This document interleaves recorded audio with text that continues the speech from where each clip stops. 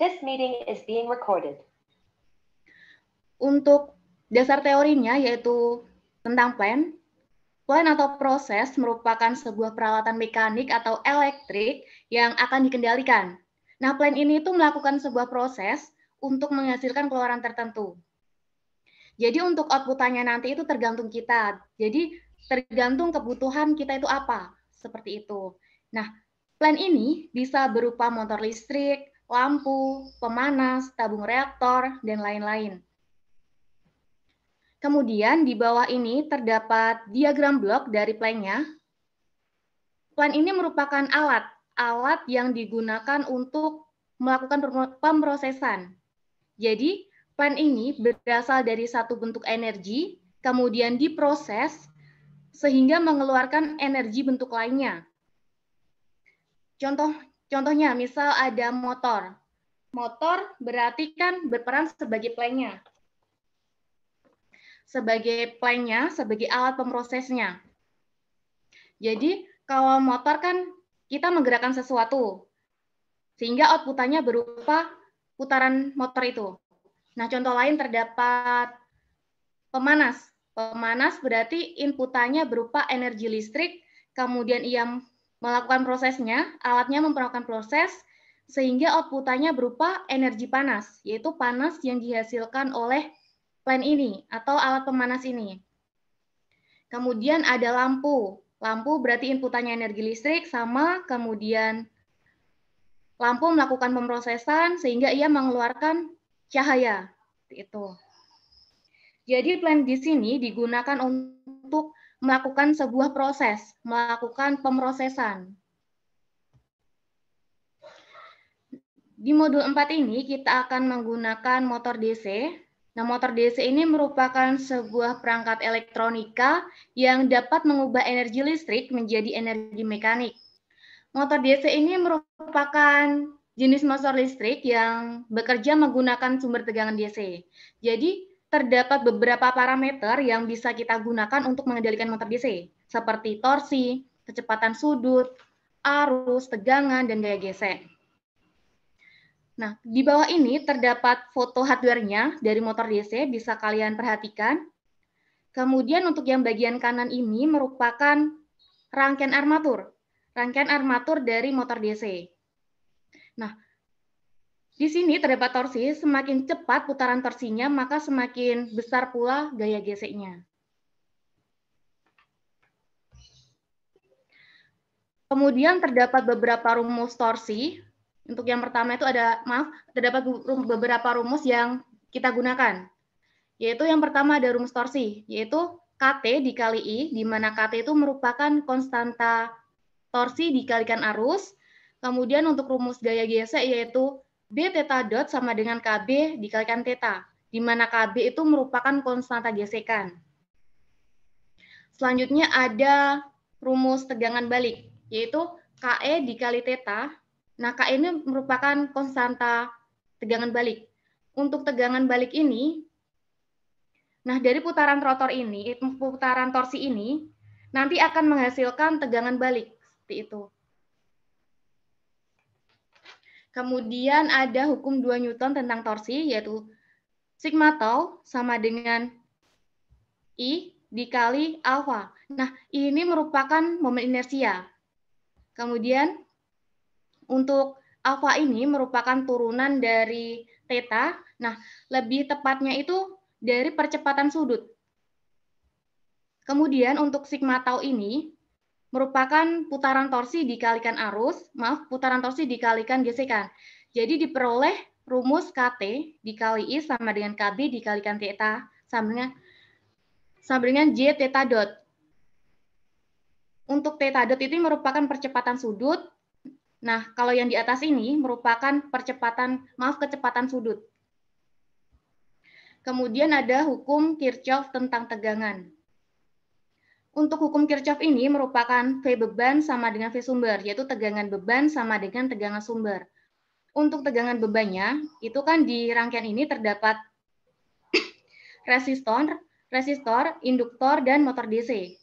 Jadi kita tulis saja VR sama dengan VI ditambah VEF sama dengan DC. Kemudian kita jabarkan saja setiap rumusnya, yaitu untuk VR, resistor dikali induktor, ditambah L DI per DT, ditambah KE theta sama dengan VDC. Selanjutnya, untuk transformasi Laplace-nya, yaitu untuk yang pertama, rumus pertama ini didapat dari hukum 2 Newton, yaitu KTIS dikurangi KB theta S sama dengan J theta S. Nah, kenapa di sini ada S-nya? Jadi sebagai penanda sebagai penanda bahwa dia turunan dari J di sini. Kemudian untuk rumus kedua ini, yaitu RIS ditambah LSIS ditambah KE theta S sama dengan VDC, diperoleh dari hukum Kirchhoff yang di sini. Selanjutnya kita pindah silangkan. Untuk yang KB theta-nya itu kita pindahkan ke posisi bagian kanan. Jadi KTIS sama dengan JS plus KB dikalikan theta S. Untuk hukum Kirchhoff-nya, untuk bagian I-nya kita pindah ke posisi bagian kiri. Jadi IS sama dengan VDC dikurangi KE theta S per R plus LS. Nah, setelah kita pindah silangkan, kita substitusikan. Dari KT KT VDC dikurangi KE theta S per R plus LS sama dengan JS kurangi KB theta S. Nah, di sini kan untuk yang pertama ini, untuk pindah silang ini, I-nya kita masukkan saja ke bagian sini, yang bagian pertama ini, rumus pertama. Jadi seperti ini. Nah, dari hasil substitusi ini, kita peroleh rumus fungsi alihnya, yaitu theta S per VDCS sama dengan KT per R plus LS dikali JS plus KB ditambah KT dikali KE. Karena KT ini sama dengan KE, maka kita tulis dengan simbol K saja, yaitu KT, K-nya seperti tadi, KT sama dengan KE per R untuk resistansinya ditambah LS-nya untuk induktansinya, dikali JS, yaitu momen inersianya, ditambah KB atau konstanta gesekan, ditambah K kuadrat. Untuk lebih jelasnya, di sini ya teman-teman. Nah, kita masuk ke percobaan pertama. Sebelum kita masuk ke script MVL-nya, kita harus melakukan perhitungan terlebih dahulu, yaitu gunanya untuk menentukan fungsi alihnya, yang mana nanti fungsi alih ini kita masukkan ke numerator dan denumeratornya. Untuk rumusnya seperti yang tadi. Nah, nilai K ini yaitu 0,01 didapat dari tabel yang ada di sini. Kan tadi KE sama dengan KT, jadi kita tulis salah satunya saja. Kan di sini sama. Kemudian untuk resistansinya yaitu 8,1. Di sini 8,1 ohm. Ditambah induktansinya sebesar 4,05 S dikali JS-nya, yaitu 0,1. Ditambah 0,01 S ditambah 0,1 ditambah 0,01 kuadrat, maka kita peroleh fungsi alihnya yaitu 0,01 per 0,045 S kuadrat ditambah 0,486 S ditambah 0,8101. Nah, dari hasil ini untuk 0,01 kita masukkan ke numeratornya, kemudian untuk penyebutnya kita masukkan ke denumeratornya. Kemudian kita langsung coba saja di MATLAB. Nah, untuk script-nya, yaitu numeratornya seperti tadi, kemudian di numeratornya sama, kemudian kita transformasi function-nya, kemudian kita simpan ke Siska-nya, dan kita tentukan nilai impuls, step, dan rem-nya, atau figurnya. Step maksud saya. Kita langsung run saja.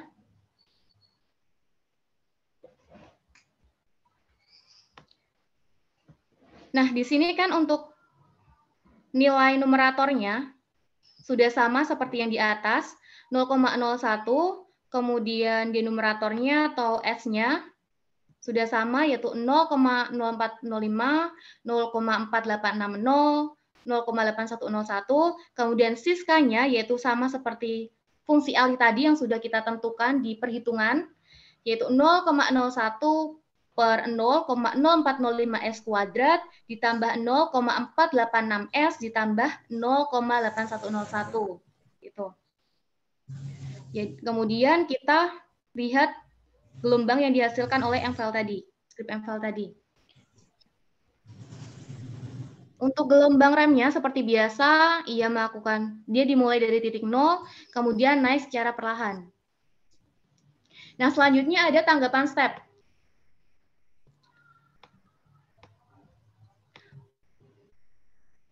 Untuk tanggapan step ini dimulai dari titik 0, kemudian naik dan stabil pada nilai tertentu. Nah, kemudian untuk tanggapan impulsnya, ia dimulai dari titik 0, kemudian naik pada titik sekitar 6 ini, 0,06 ini, kemudian ia mengalami penurunan atau pelandaian dan stabil pada nilai tertentu. Nah, perlu diingat, teman-teman, nanti jangan lupa untuk menampilkan karakteristiknya kemudian di screenshot.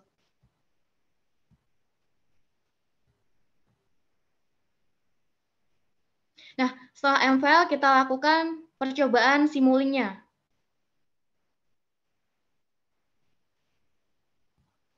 Untuk percobaan simuling seperti biasa, yaitu menggunakan step, transfer function atau FVN, kemudian scope-nya.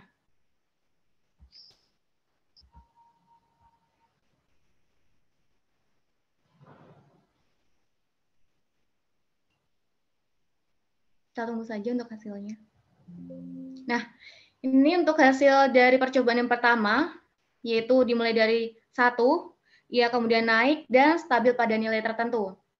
Di sini kita bisa lihat untuk nilai seperti overshoot, kemudian rest time-nya.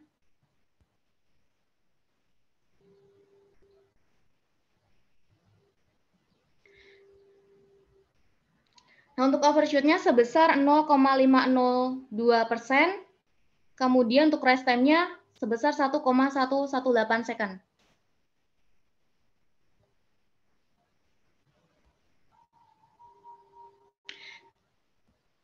Nah, untuk percobaan pertama ini, kalian tidak perlu melakukan percobaan yang sudah saya lakukan, jadi kalian langsung saja mensimulasikan dengan NIM kalian. Untuk A-nya, yaitu digit terakhir NIM, ditambah 2,5, kemudian B, digit kedua NIM, ditambah 1,2.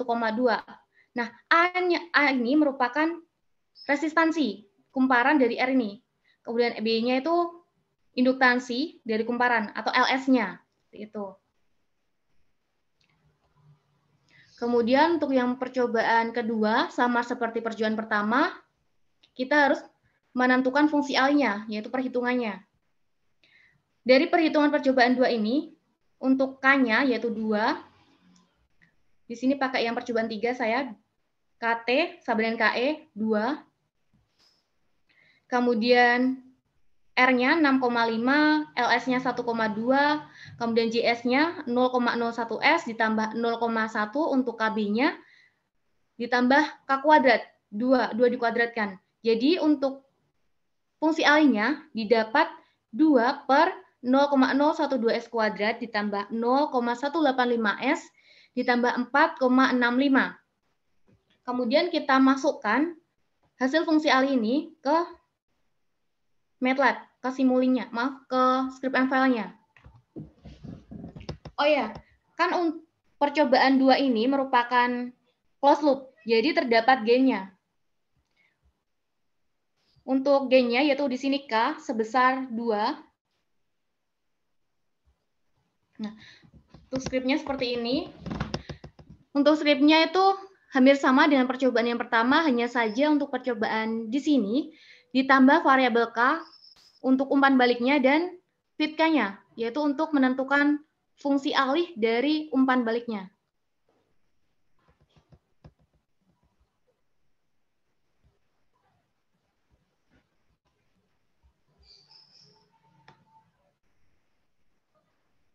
Untuk numeratornya sudah sama, yaitu 2, kemudian S-nya juga sudah sama. K-nya, G-nya 2, sama.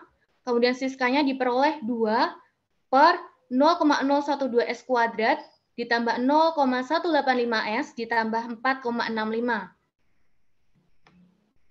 Kemudian fit K-nya seperti ini. Dan fit K2. Nah, fit K2 ini tujuannya itu menentukan fungsi alih secara kontinu. Seperti itu.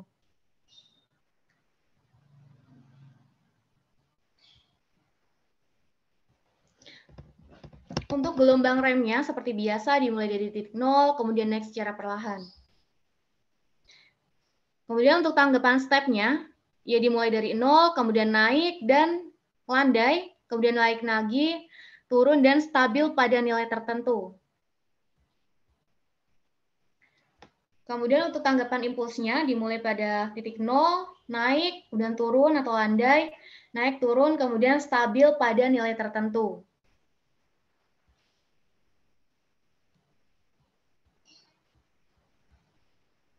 Kemudian untuk simulingnya, seperti ini.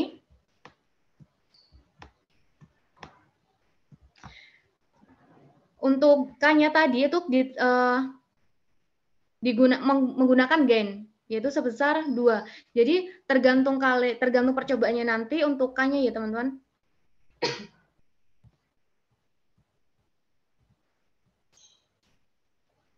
Nah, ini merupakan hasil gelombang simuling.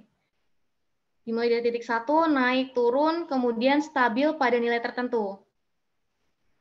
Kita lihat untuk rise time dan overshoot-nya.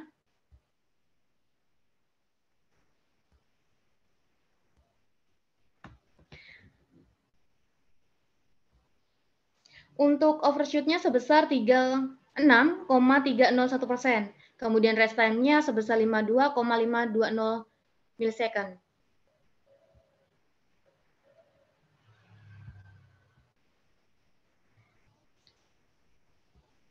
Seperti percobaan pertama tadi, yaitu percobaan 2 melakukan 2 percobaan saja. Setiap percobaan menggunakan NIM kalian. Nah, di sini terdapat tugas. Yang pertama, tentukan fungsi alihnya, kemudian script MFL-nya, command Windows-nya, hasil gelombang MFL, simuling, hasil gelombang simuling, dan analisa singkat. Untuk nilai-nilai di sini tidak sama dengan tabel yang ada di percobaan. Jadi di sini yang diganti yaitu RL-nya, kemudian untuk nilai-nilai di sini juga beda. Nanti bisa kalian teliti lagi, perhatikan karena berbeda dengan yang di percobaan tadi. Kemudian saya akan menjelaskan format laporannya.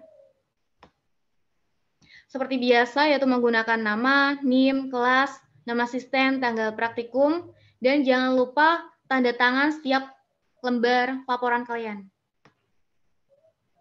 Untuk poin yang pertama, yaitu ada tujuan, kemudian poin B, alat dan bahan, poin C, hasil percobaan. Nah, hasil percobaan ini ada 2, yaitu percobaan open loop dan percobaan closed loop. Nah, setiap percobaan ada 2 percobaan. Contohnya, di percobaan open loop ini ada 2 percobaan, kemudian percobaan closed loop juga ada 2 percobaan. Nah, masing-masing percobaan ini kalian wajib mencantumkan skripnya, kemudian command Windows, hasil gelombang, simuling, dan hasil gelombang simuling. Untuk variabelnya, untuk A-nya, yaitu digit terakhir NIM kalian ditambah 2,5, dan B-nya ini bukan digit kedua, tetapi digit akhir, yaitu kedua akhir, NIM kalian ditambah 1,2. Begitu pula dengan percobaan yang closed loop. Selanjutnya untuk poin D, yaitu tabel percobaan, yaitu ada transfer function, peak amplitude at time, kemudian overshoot, setting time, rest time, dan final value. Nah, di sini kalian nilai-nilai ini bisa kalian dapat dari percobaan 1 dan 2. Selanjutnya untuk poin E, yaitu ada analisa perhitungan. Untuk analisa perhitungan seperti yang ada tadi, masih ada yang saya coba tadi. Kemudian analisa keseluruhan. Nah, analisa keseluruhan ini bisa kalian dapat dari analisa script M-file, kemudian analisa gelombang M-file tadi, kemudian gelombang simuling dan simuling. Kemudian untuk tugas sudah saya jelaskan tadi, kemudian untuk kesimpulannya, nah untuk kesimpulan ini perlu diperhatikan bahwa untuk simulan itu keseluruhan ya teman-teman. Jadi bukan hanya dari percobaan 1 saja atau percobaan 2 saja seperti itu. Nah, mungkin itu saja. Sampai sini apakah ada pertanyaan?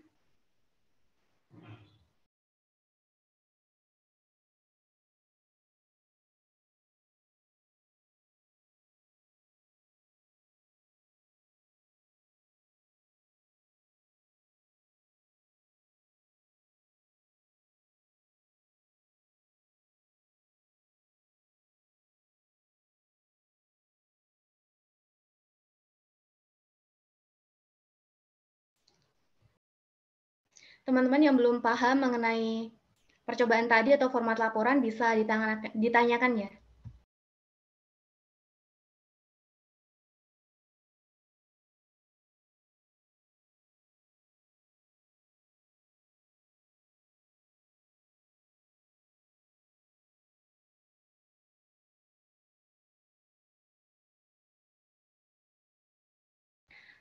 Oh iya,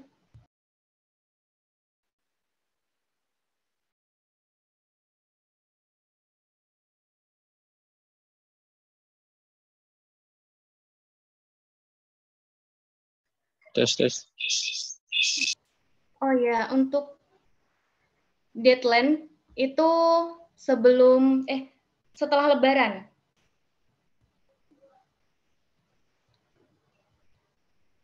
Untuk deadline setelah Lebaran, kemudian untuk materi UTS sampai modul ketiga, modul 3.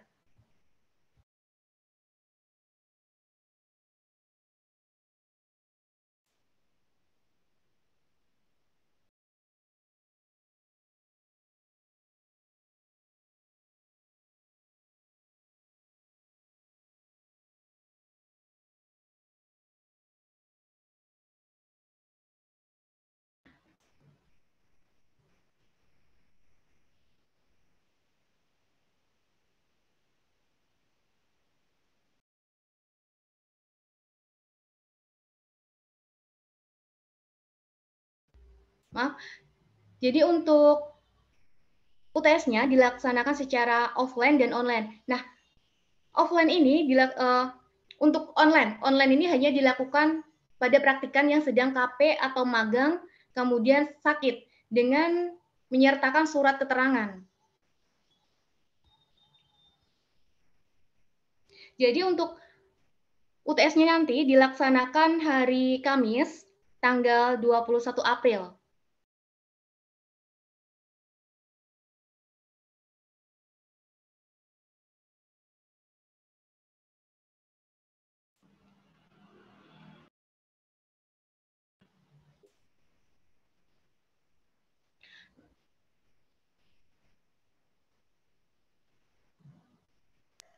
Mbak mau nanya, Mbak. Iya, silakan.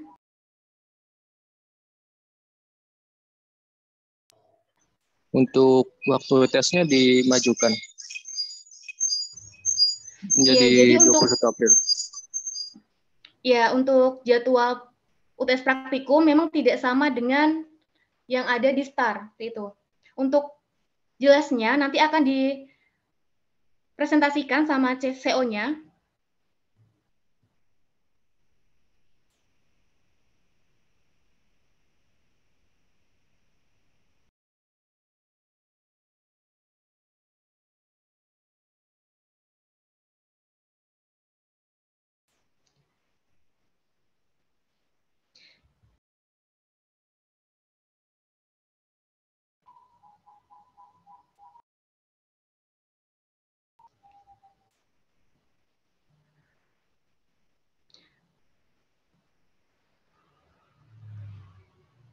Dari teman-teman, apakah ada pertanyaan lagi? Sebelum dipresentasikan untuk sistematika UTS besok.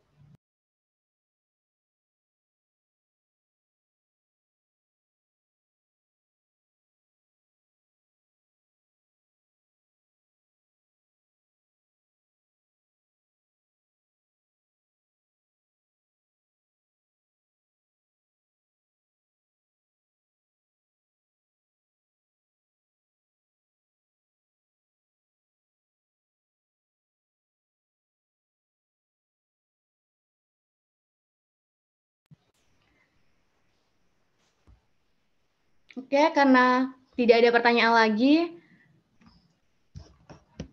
Di chat, saya Mbak. persilakan untuk, ya gimana? Pertanyaannya di chat, Kak. Di komentar. Bagaimana? Bisa diulang? Di komentar, Mbak. Oh, oke.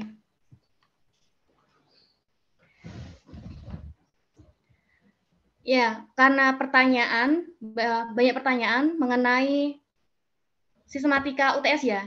Jadi untuk sistematika UTS nanti bisa dijelaskan waktu setelah presentasi mengenai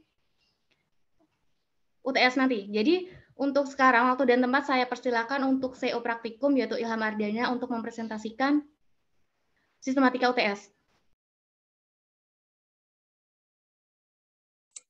Oke, izin masuk. Apakah suara saya sudah terdengar dengan jelas? Sampun, Mas. Oke, sebelumnya Assalamualaikum warahmatullahi wabarakatuh. Baik, terima kasih. Di sini untuk saya ya, izin untuk menyampaikan sistematika untuk ujian tengah semester praktikum dasar kendali. Mungkin saya lebih dahulu untuk izin share screen ya.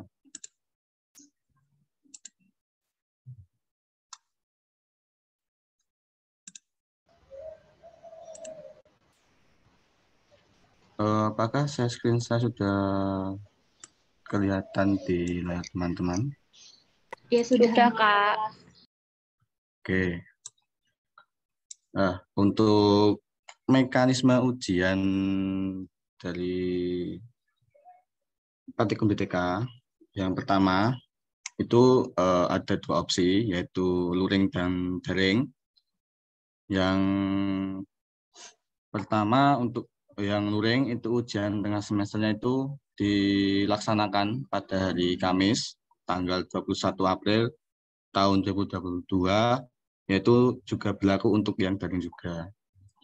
Kemudian yang poin kedua, datang tepat waktu ya, maksimal keterlambatan itu 10 menit dimulai saat asisten akademik masuk ruang ujian.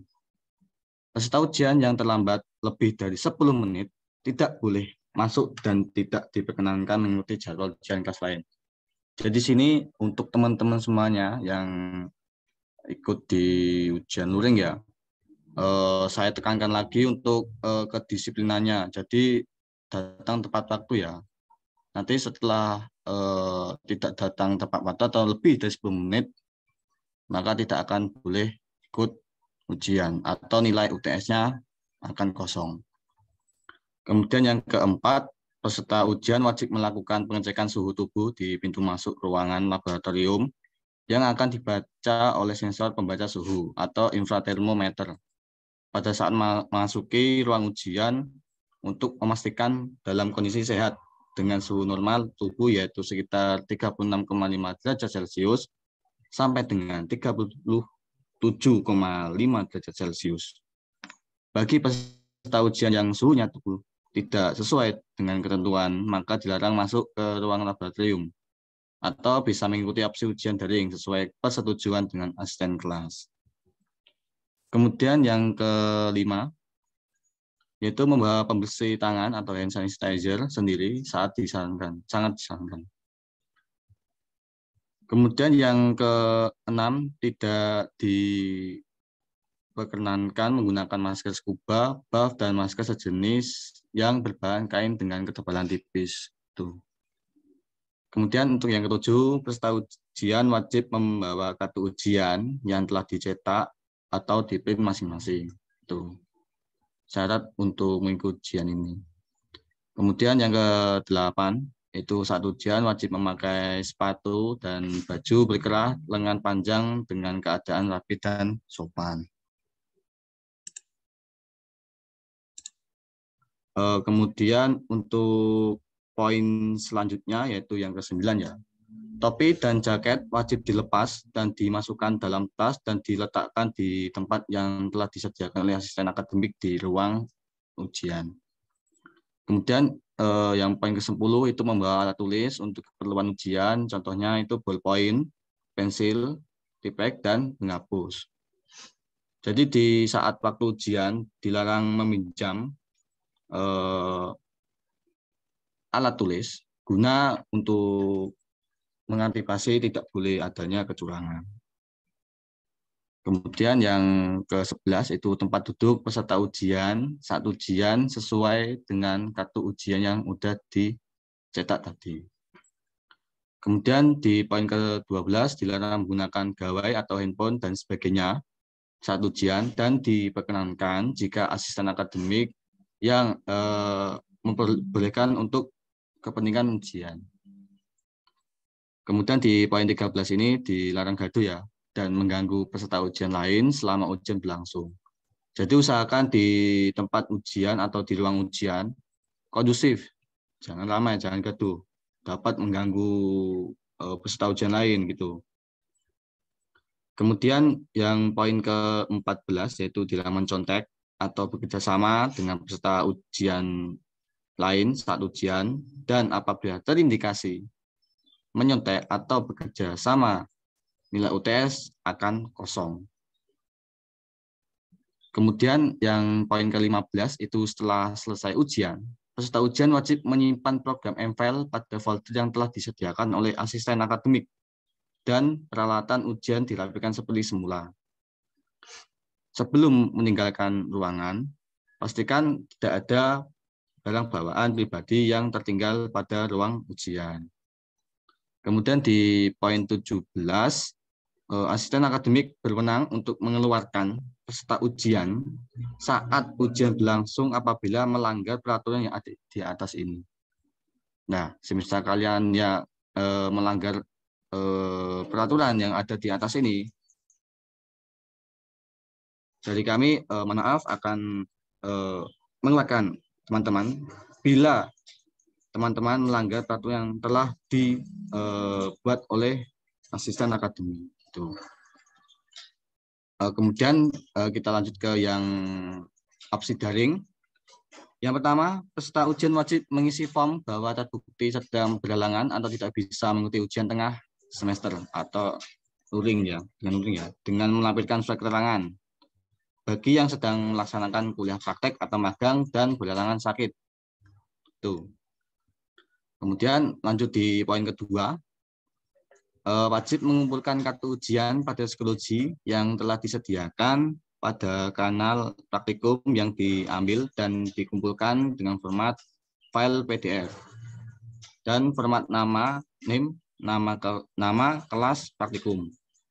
Untuk pengumpulannya paling lambat adalah 1 hari sebelum pelaksanaan ujian. Nah, semisal untuk ujiannya kan daring juga sama dengan yang luring ya, jadi maksimal itu hari Rabu untuk uploadannya. Untuk nama akun peserta ujian pada psikologi harap disetting berdasarkan aturan universitas seperti yang ada di bawah ini. Dan jika tidak menggunakan nama akun seperti lampiran berikut, maka data tidak akan terbaca dan nilai tidak akan terinput pada sistem psikologi. Jadi untuk nama di akun psikologi contohnya seperti ini ya. Jadi ini sudah ketentuan dari universitas. Jadi nanti teman-teman usahakan seperti ini ya.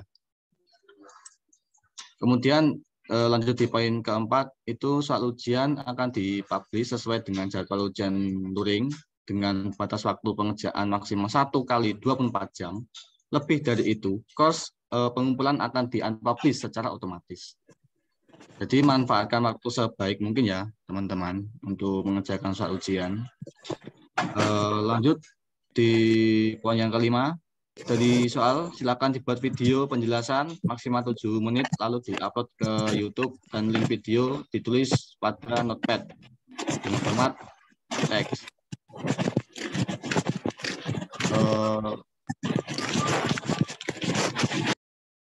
Kemudian untuk poin yang keenam, untuk MFile, lembar jawab, dan link video dijadikan satu folder dengan nama kelas, NIM, nama UTS praktikum DTK, lalu dikompres ke zip atau RAW. Baru nanti bisa diupload di psikologi. Nah, untuk diupload psikologinya nanti dengan format seperti gambar berikut. Jadi di sini ada terangan ya, yaitu kelas, name, nama, UTS, praktikum DTK. Dan nanti di kolom komentarnya ini nanti silakan teman-teman isi dengan nama teman-teman. Kemudian name, kelas, dan link videonya itu tadi gitu. Mungkin dari sini untuk sistematikanya yang dapat saya sampaikan dari teman-teman, mungkin ada yang ingin bertanya, silakan.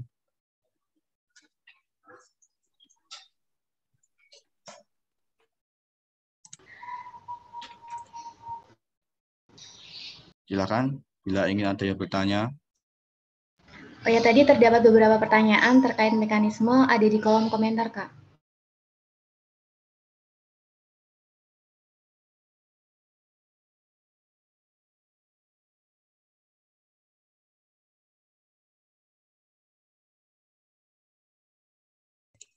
Oke, ini ada pertanyaan dari Rizdian ya, Fadilah Fahmi ya. Jam berapa untuk UTS-nya semua kelas apakah bareng? Nah, untuk lebih lengkapnya nanti untuk jadwalnya itu masih aku buat ya untuk sesi-sesinya. Kan ini kan ada 12 kelas. Nanti untuk satu sesi itu kurang lebih 20 peserta ujian nanti. Jadi nanti dibagi kurang lebih 12 sesi gitu. Jadi tidak semua kelas itu bareng, tidak. Nanti di laboratorium tidak akan muat. Gitu. Kemudian lanjut ke pertanyaan yang kedua ya. Dari Eka Diana. Kalau jadwalnya tabrakan sama jadwal UTS lain bagaimana? Nah, untuk jadwalnya kan yang angkatan 2020 kan ada ujian kewirausahaan ya di hari Kamis setelah dadur ya. Nah, untuk jadwalnya nanti yang di sebelum duhurnya nanti itu akan dilakukan ujian terlebih dahulu untuk angkatan yang 2020. Tuh. Jadi setelah duhur atau ba'da duhur nanti akan dilanjutkan dengan angkatan yang 2019. Jadi tidak ada tabrakan begitu. Kemudian lanjut untuk pertanyaan selanjutnya dari Ardian Rahmat. Kalau misalnya sudah terlanjur pulang ke rumah luas Solo bagaimana ya? Untuk ini silakan menghubungi asisten kelasnya dan ditanyakan bila mana nanti disetujui maka akan juga mengisi form juga di ini, form yang daring ya ini ya. Nanti silakan menghubungi asisten kelasnya terlebih dahulu gitu. Oke, itu saja yang ingin bertanya. Apakah ada yang lain yang mau ingin bertanya? Silakan.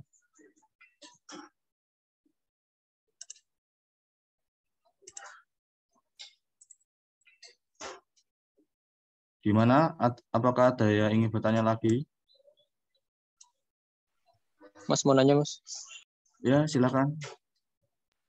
Untuk pengerjaan UTS-nya sendiri durasinya berapa jam ya? Untuk durasinya nanti silakan menunggu dulu. Nanti akan diberitahu oleh asisten akademik saat waktu ujian. Tuh. Apakah sudah menjawab untuk pertanyaannya? Gimana?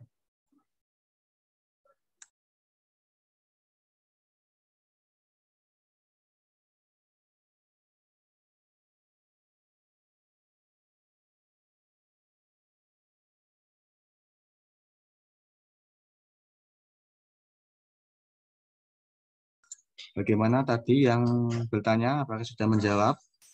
Untuk durasinya nanti akan diberitahu di saat waktu ujian luringnya. Itu. Yang pasti untuk waktunya itu cukuplah untuk kalian mengerjakan bila mana kalian itu belajar dengan sungguh-sungguh gitu.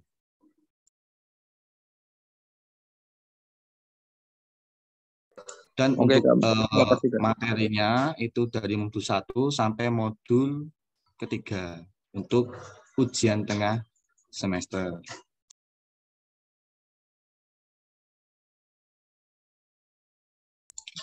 Sama ini untuk satu lagi ya, untuk tambahan. Nanti teman-teman juga membawa laptop masing-masing ya, bila mana nanti ada trouble di komputer lab. Nah, jadi nanti bisa teman-teman pakai komputer atau laptop teman-teman masing-masing. Jaga-jaga saja gitu.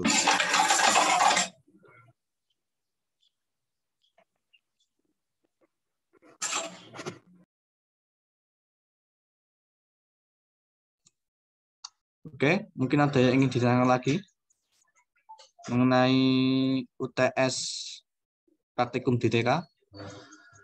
Mumpung masih di video konferensi, bisa ditanyakan secara langsung dan guna nanti bisa menjawab pertanyaan dari teman-teman lain juga.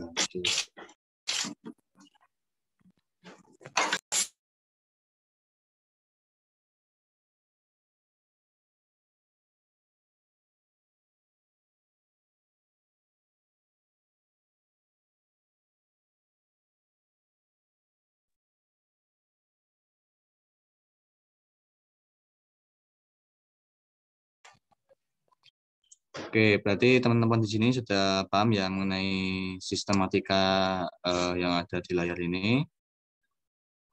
Mungkin bisa Mas, dipahami mau nanya lagi lagi, Mas. nanti. Oh, oke, silakan. Untuk nanti pas UTS itu diperbolehkan menggunakan kalkulator nggak, Mas? Kalkulator HP gitu yang scientific. Coba ulangi lagi untuk operator HP gimana ya?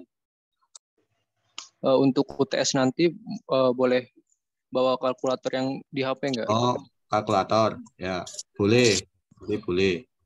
Kan di komputer juga kan juga ada itu ya, kalkulatornya ya. Ya nanti untuk kalkulator HP-nya itu disimpan dulu di tas.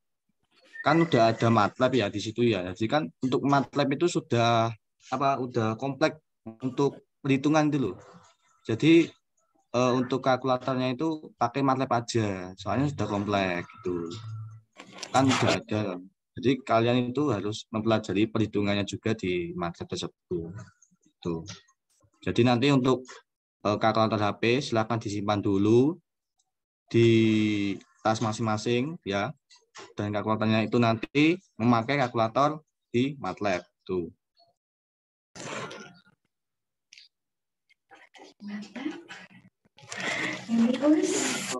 Gimana? Sudah menjawab pertanyaan tadi? Sudah, Mas. Oke, untuk yang lain mungkin ada yang ingin bertanya, silakan.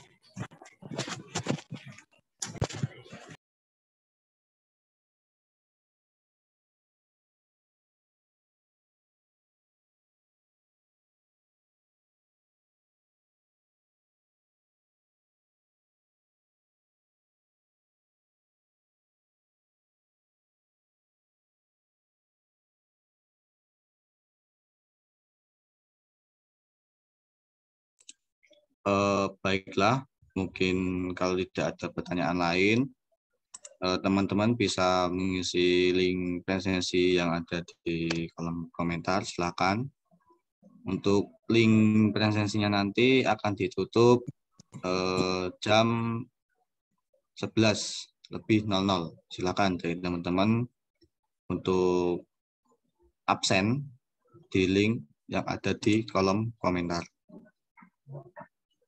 Mungkin dari saya cukup sekian ya. Bila mana ada salah kata mohon dimaafkan. Saya kembalikan ke Mbak Devita. Silakan Mbak Devita.